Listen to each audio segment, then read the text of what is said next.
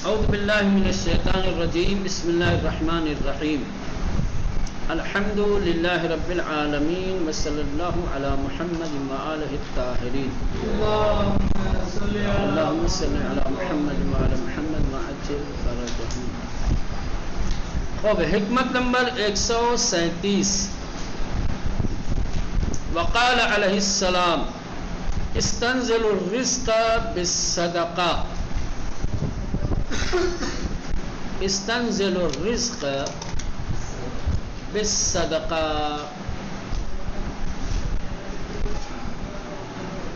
نزول رزق کا انتظام کیجیے صدقے کے ذریعے سے. صدقے کے ذریعے سے رزق کے نزول کی امید کیجیے یا اہتمام کیجیے. صدقہ انسان کے رزق میں ایک اہم نقش رکھتا ہے. صدقہ نزول رزق کا بہترین ذریعہ ہے، بہترین وسیلہ ہے. جو شخص یہ چاہتا ہے کہ اس کے رزق میں اضافہ ہو، خدا کی طرف سے جو رزق نازل ہونے والا ہے وہ رزق وافر مقدار میں ہو، اس کے لیے کافی ہو، اس کے لیے باعث خیر و برکت ہو، اسے چاہیے کہ صدقے کے ذریعے سے اپنے رزق کے نزول کا آغاز کرے. صدقہ نزول رزق کا سبب ہے، رزق میں خیر و برکت کا سبب ہے. صدقے کے ذریعے سے رزق میں اضافہ ہوتا ہے. واقعاً صدقہ عجیب ہے، پورا باب ہے روایتوں کا صدقات کے سلسلے میں. کس قدر اہمیت ہے، کس قدر فضیلت ہے. لیکن یہ جو صدقات ہیں ہمارے اور آپ کے، میرے خیال سے یہ صدقات بہر صورت صدقہ کم ہو یا زیادہ ہو اثر تو رکھتا ہی ہے، لیکن جیسا ہوگا صدقہ ویسا ہی اثر بھی ہوگا. اب 2 روپے کے صدقے کے کتنا اثر ہوگا؟ 2 روپے کے صدقے کا کتنا اثر ہوگا؟ 1 روپے کے صدقے کا، 5 روپے کے صدقے کا کتنا اثر ہوگا؟ یقین میں نہیں کہتا کہ 2 روپیہ صدقہ بے اثر ہے. 2 روپیہ صدقہ بھی اثر رکھے گا، سمجھے اپنی مقدار کے اعتبار سے. 2 روپے میں کتنی طاقت ہے؟ آج کے زمانے میں تو کچھ نہ ہے. ہم لوگ کیا کرتے ہیں بھائی، یہ 1-2 روپیے پہ اکتفا کرتے، خوش ہو جاتے ہیں 2 روپیے کا صدقہ نکال کے کہ 2 روپیے کا صدقہ میں نے نکال دیا ہے، آج 2000 کا فائدہ ہوگا، ہے نا. کیا سوچیں کہ 1,00,000 روپے کی بلا ٹلے، اس میں 1,00,000 روپے کا نقصان ہونے والا ہے.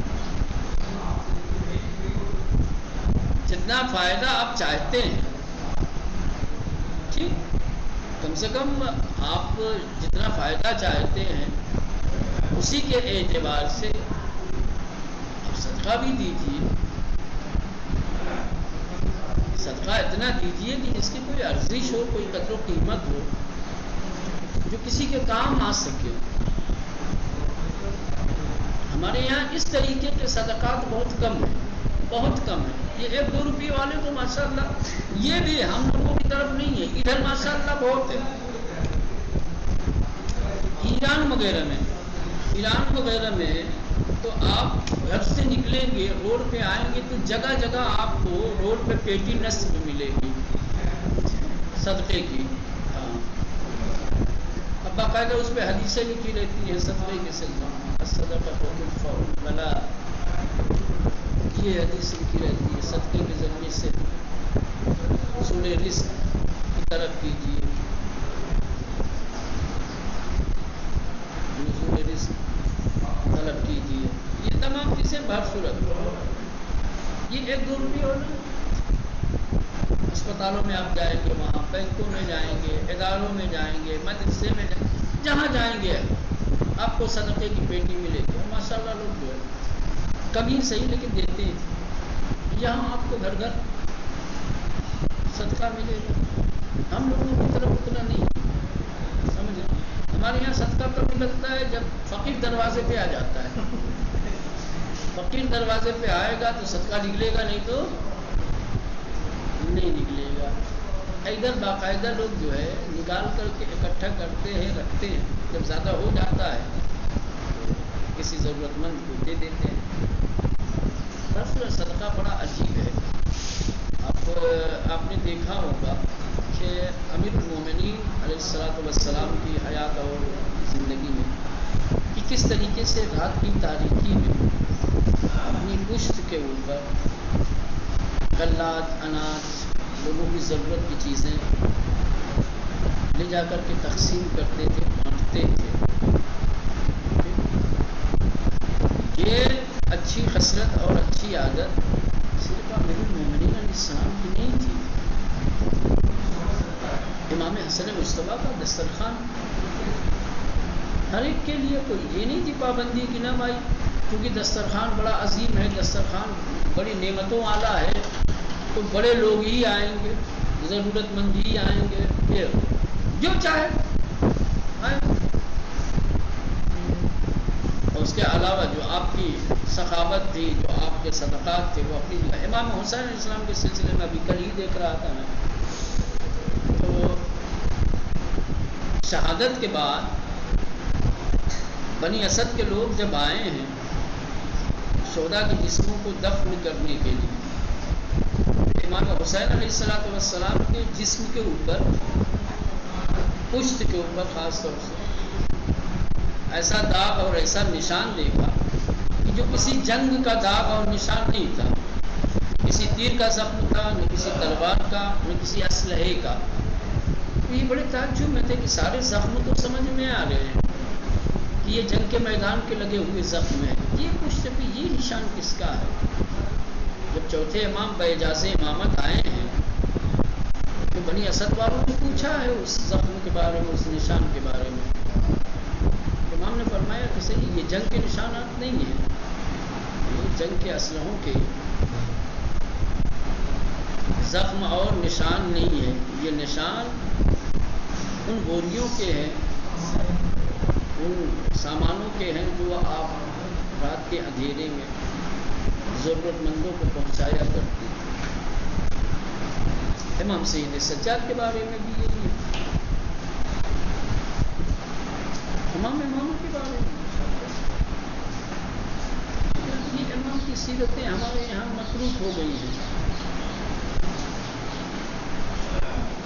اس کی طرف کسی کی توجہ, کسی کا دھیان نہیں ہے. خود امام کے نام پہ لاکھوں روپیہ خرچ کر دیں گے, لیکن اماموں نے جو راستے بتائے اس راستے میں ہم سے خرچ نہیں ہوتا. حالانکہ وہ کام بھی شاید اس سے زیادہ امام کو خوش کرے اور راضی کرے. جہاں ہزاروں مجلسیں ہو رہی ہیں, جہاں ہر روز شب بیداری ہو رہی ہو, جہاں ہر روز تبرک میں لاکھوں روپئے بانٹے جا رہے ہوں, وہاں اگر 2-3 مجلسوں کے پیسے ایک آدھ شب بیداری کم کر کے, ایک آدھ جلوس کم کر کے,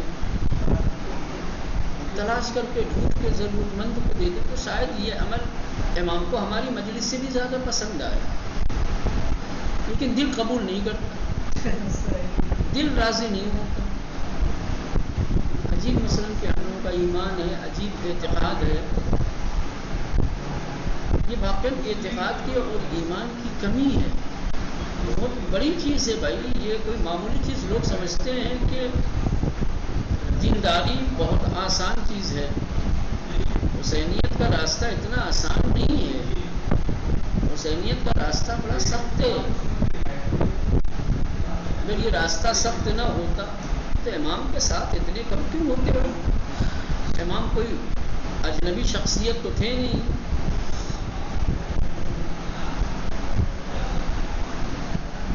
جہاں نثاری کا راستہ ہے, قربانی کا راستہ ہے, اس میں سب کچھ قربان کرنا پڑتا ہے. بھائی امام جب نکلے تھے کہا تھا کہ بھائی میرے ساتھ وہی آئے جو خدا کی راہ میں اپنا خون دینے کا جذبہ رکھتا ہے، میرا یہ راستہ موت کا راستہ ہے، جس کو اپنی جان کی پرواہ نہیں ہے، جو خدا کی راہ میں خوشی خوشی اپنی جان دے سکتا ہے، اپنا خون بہا سکتا ہے، وہ آئے۔ جن کو اپنی جان کی پرواہ نہیں تھی، جو سر سے پاؤں تک سراپا تسلیم تھے خدا کی راہ میں، جو سب کچھ قربان کرنے کے لیے تیار تھے، وہ آئے، باقی پلٹ گئے، کتنے اس کو پلٹنا۔ لیکن عجیب ہے، یہ امام کی جو سیرتیں ہیں، جو طرز زندگی ہے، جو طرز حیات ہے، جو درس دیا ہے ہمیں، ہم اس سے بڑی دور ہیں، فاصلہ ہے۔ چلے صدقہ بہترین چیز ہے جان مال کی حفاظت کے لیے، خصوصاً رزق میں خیر و برکت کے لیے بہترین چیز ہے صدقہ۔ بہت سارے واقعات موجود ہیں کہ کس طریقے سے صدقے کے ذریعے سے غریب امیر بن جاتا ہے، کس طریقے سے موت سے محفوظ ہو جاتا ہے، موت سے بچ جاتا ہے، موت کے منہ میں جا کر کے یہ صدقہ انسان کو زندہ نکال لاتا ہے۔ یہ تمام باتیں ہیں بات۔ اس کے بعد استنزلو، یعنی تم سب نزول کی طلب کرو، نزول کی دعا کرو، کس کے؟ رزق کے نزول کی طلب کرو، بالصدقہ، صدقہ کے ذریعے سے۔ چاہتے ہو کہ رزق تو نازل ہوگا ہی، رزق تو ہر انسان کا اللہ نے معین کیا ہے، لیکن رزق کون سا؟ برکتوں والا، ٹھیک، ایسا رزق جس میں وسعت ہو، جس میں برکت ہو، وہ رزق چاہیے، وہ صدقہ دو، صدقات کے ذریعے سے۔ چلیں، وقال علیہ السلام، حکمت نمبر 138، من ایقن بالخلف جاد بالعتیجہ، یہ اوپر والے کا فلسفہ ہے، سمجھ رہے ہیں؟ کیوں آخر ہمارا دل مائل نہیں ہوتا؟ کیوں ہم جو ہے دوسری جگہوں پہ خرچ کرنے سے کتراتے ہیں؟ وجہ اس کی امام کی راہ میں خرچ کریں گے، یہ امام کا راستہ ہے، اس میں خرچ کریں گے تو ضرور ملے گا، ادھر خرچ کریں گے پتہ نہیں ملے گا کہ نہیں ملے گا، اس کا صلہ ہے نا۔ یہ امام کے نام پہ خرچ کر رہے ہیں، امام کے نام پہ دے رہے ہیں، امام سے امید ہے کہ امام کے نام پر کیے گئے جو دولت خرچ کی گئی ہے، یقیناً اس کا اجر و صلہ ملے گا۔ دوسری جگہ پہ یہ یقین کیوں نہیں کہ امام کے نام پہ خرچ کرو گے جو دے گا، غیر امام میں جو خرچ کرو گے وہی دینے والا ہے، اس نے کوئی طے تو نہیں کیا ہے نا، اس نے معین تو نہیں کر دیا نا، امام کے نام پہ خرچ کرو گے تبھی ہم اس کا اجر اور اس کا صلہ دیں گے، میرے کسی مفلس، کسی غریب، کسی نادار بندے کے اوپر خرچ کرو گے تو نہیں دوں گا۔ من ایقن بالخلف، جس کو بدلے کا یقین ہوتا ہے، جس کو صلہ ملنے کا، من ایقن، جس کو یقین ہو گیا، بالخلف، اس کا اجر کا، بدلے کا، صلے کا، جاد بالعطیہ، تو وہ عطا کرنے میں دیکھیں، دینے میں دریا دلی دکھاتا ہے، دریا دلی ہر ایک کے بس کی بات تھوڑی ہے، دریا دلی سخاوت وہاں ہوتی ہے جہاں بدلے کا یقین، وہ ہر جگہ بدلے کا یقین رکھتا ہے، یقین ہے کہ میں جو دے رہا ہوں اس کا اجر مجھے ملے گا، فراغ دلی کے ساتھ، دریا دلی کے ساتھ آئے گا سامنے، وہ تھوڑی سوچے گا کسی اور چیز کے بارے میں، جس کو بدلے کا یقین نہیں ہوتا ہے سخاوت کرنے میں پیچھے رہ جاتا ہے، وہ تزئیر سمجھنے لگتا ہے۔ انسان کی طبیعت میں منفعت طلبی رکھی گئی ہے، انسان جس کام میں اپنی منفعت دیکھتا ہے، اپنا فائدہ دیکھتا ہے، اس کی طرف مائل ہوتا ہے، اور اسی منفعت طلبی کے چکر میں ہی انسان کبھی کبھی غلط راستے کی طرف چلا جاتا ہے، چونکہ اس میں اس کو منفعت دکھتی ہے، جبکہ وہ منفعت ظاہری ہے، اس کے اندر کیا ہے، اس سے بڑا اس کا ضرر ہے، نقصان ہے، لیکن چونکہ وہ ضرر اور نقصان کو نہیں سمجھ پا رہا ہے، ضرر اور نقصان کو نہیں دیکھ رہا ہے، چونکہ اس کے اندر ہے، وہ فائدہ باہر ہے، یہ سود ظاہری منفعت ہے بھائی، ظاہری فائدہ، اب دے رہے ہو 50,000 60,000 ہم کو مل رہا ہے نا، تو 10,000 فائدہ تو آپ کو دکھ رہا ہے، لیکن اس کا نقصان کتنا ہے؟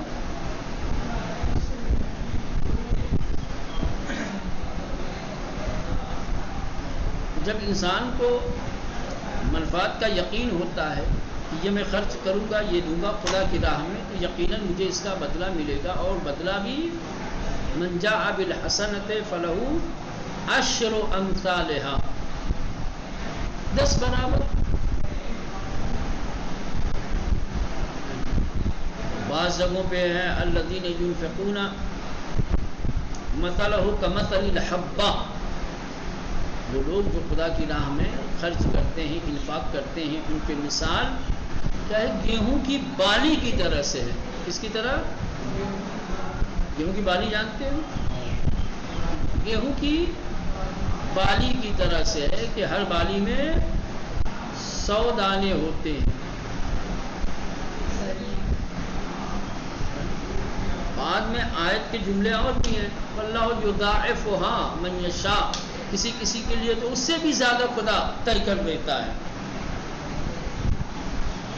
خدا کی راہ میں ایک دانہ جیسے ڈالا جاتا ہے، زمین کے حوالے کیا جاتا ہے، تو اس ایک دانے کا بدلہ اور عوض 7 بالیاں نکلتی ہیں، اور ہر بالی میں 100 دانے، یعنی 700 برابر۔ انفاق کرنے والے کی مثال ایسی ہے، 1 روپیہ دے رہے ہو، گویا آپ 1 گیہوں کا دانہ زمین کے حوالے کر رہے ہو، اب اس کا اجر، اس کا بدلہ تمہیں شاید اس سے بھی زیادہ۔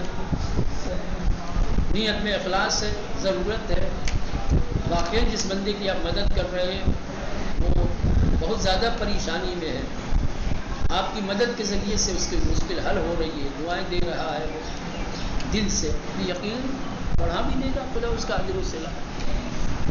کہ جس کو بدلے کے اوپر یقین ہوتا ہے وہ سخاوت کرنے میں کیا ہے، کتراتا تھوڑی ہے، اس کا دل تنگ تھوڑی ہوتا ہے، تو فراخ دلی کے دل کے ساتھ، دریا دلی کے ساتھ خرچ کرتا ہے۔ خرچ وہ لوگ نہیں کرتے ہیں، سخاوت سے وہ لوگ بھاگتے ہیں جن کو بدلے کا یقین۔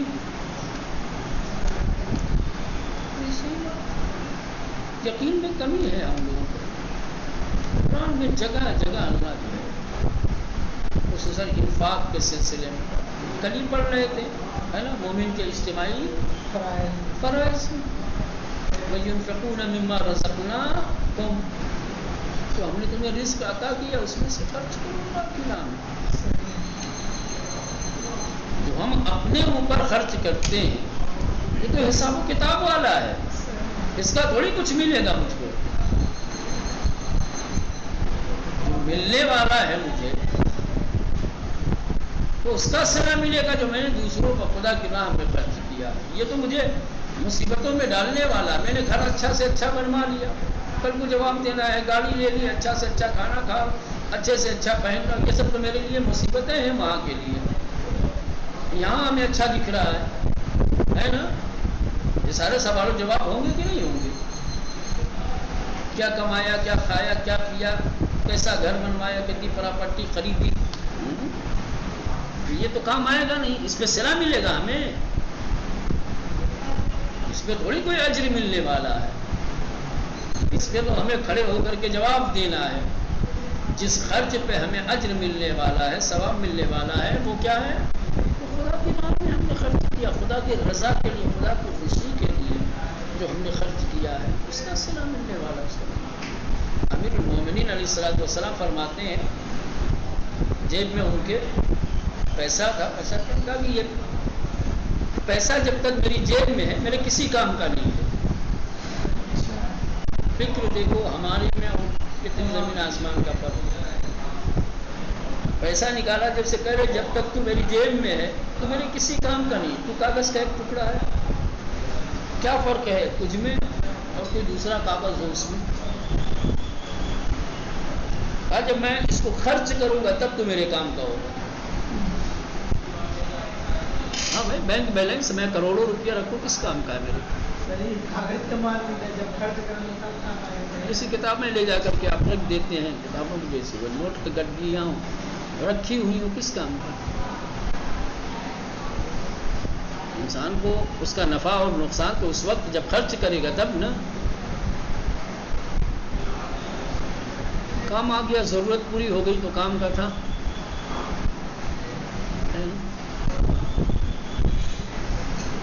فی الحال وقت طور پہ جب جیب میں پیسہ تو بہترین فکر ہے, بہترین پیسہ نہیں تو لوگ ساتھ میں رہتے نہیں. کہتے ہیں کہ پیسہ ہے تو سب کچھ ہے. نہیں یہ بات صحیح ہے, لیکن یہ نظریہ دینی تھوڑی ہے. ہاں نظریہ یہ دنیاوی ہے. ہاں یہ پیسے کی بہت زیادہ ارزش اور قدر و قیمت تھوڑی ہے. روپیے پیسے کی بہت زیادہ ارزش اور قدر و قیمت ہوتی اور اسی سے انسان کے شرف میں اور فضیلتوں میں اضافہ ہوتا. تو جن کے پاس خزانہ الہی کی چابیاں تھیں وہ غربت تنگ دستی میں زندگی کیوں گزارتے بھائی؟ کچھ دن پہلے چوتھے امام کا واقعہ پڑھ رہا تھا. کربلا سے جب اسیر بنا کر کے قیدی بنا کر کے لے گئے ہیں امام کو کوفہ و شام کی جانب, تو ایک مقام پہ قافلہ ٹھہرا ہوا تھا. ایک شخص آیا جو امام کو پہچانتا تھا, بڑی معرفت رکھتا تھا امام کے. امام کی سواری کے قریب آیا, امام کے قدموں سے لپٹ گیا. لیکن وہ بہت پریشان ہوں, میری حالت بہت خراب ہے, میری کچھ مدد کیجیے. میری حالت دیکھ رہے ہو, ایسی حالت میں تم آئے ہو, مجھ سے تقاضا کر رہے ہو مدد کا. تمہیں مدد نہیں کرنی چاہیے. قیدی ہوں, اسیر ہوں, ہاتھوں میں ہتھکڑی ہے, پاؤں میں بیٹھے ہیں, میرے حیث و اقارب کے سر میرے سامنے نیزے کی بلندی پر ہے. یہ میرے گھر کی خواتین ہیں, تم بے مخنو چادر ہیں, ہمیں غلاموں کی طرح سے قیدی اور اسیر بنا کر کے لے جایا جا رہا ہے. اور تم ہونا دنیا کی نگاہوں میں آپ اسیر ہوں گے, قیدی ہوں گے, میری نظر میں آپ قیدی اور اسیر نہیں ہیں. میں جانتا ہوں آپ کے اختیارات کو, تو میں نہیں جاؤں گا جب تک کہ آپ میری مدد نہیں کریں گے. دیکھا کہ یہ چھوڑنے والا نہیں ہے واقع. امام نے کہا کہ ٹھیک, میری سواری جہاں پہ کھڑی ہے, میرے اونٹ کے پیر جہاں پہ ہیں وہاں پہ نشان لگا لے. جب قافلہ چلا جائے, یہاں سے خلوت ہو جائے, تو زمین کھود کر کے جو سونی چاندی ہے نکال لینا. قافلہ آگے بڑھ گیا, چلی گئی. نشان اس نے لگا رکھے تھے, زمین کھودے, وہ قیمتی ہیرے جواہرات سونے چاندی کے سکے اور ٹکڑے اس کو ملے. تو اللہ نے وہ اپنے خزانے کی چابیاں تو ان کے اختیار میں دی ہیں, کیا نہیں ہے ان کے پاس. لیکن اب حالات زندگی دیکھیں, خصوصاً جناب سیدہ کی زندگی اور امیر المومنین علیہ السلام کی زندگی اور حیات دیکھیں, کتنی غربت کی, کتنی تنگ دستی کی ہے, کتنی مجبوری کی ہے. گھر کے اندر کھانا نہیں ہوتا تھا, اناج نہیں ہوتا تھا ان کے پاس, ہے نا. حضرت علی علیہ السلام کے پاس شادی کرنے کے پیسے نہیں ملے,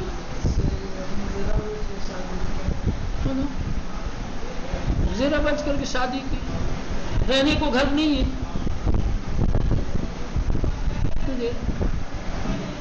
خلیفہ بن کر کے جب گئے ہیں کوفہ, تو پورا بیت المال ان کے پاس ہے نا. کوفے میں داخل ہوتے, کوفے والوں دیکھ لو میں مدینے سے کس طریقے سے آیا ہوں, کیا لے کر کے آیا ہوں, کیا پہن کر کے آیا ہوں. جس دن میں کوفے سے جاؤں, اگر میرے پاس اس کے علاوہ کچھ اور دکھائی دے تمہیں, تو تو سمجھ لینا کہ میں نے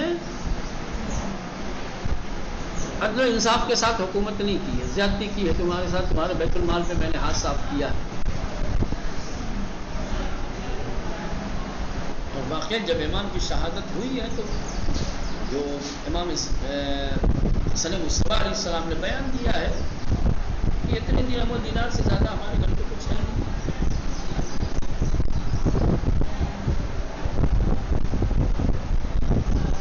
جناب مسلم جاتے ہیں کوفہ، وہ مقروض ہیں،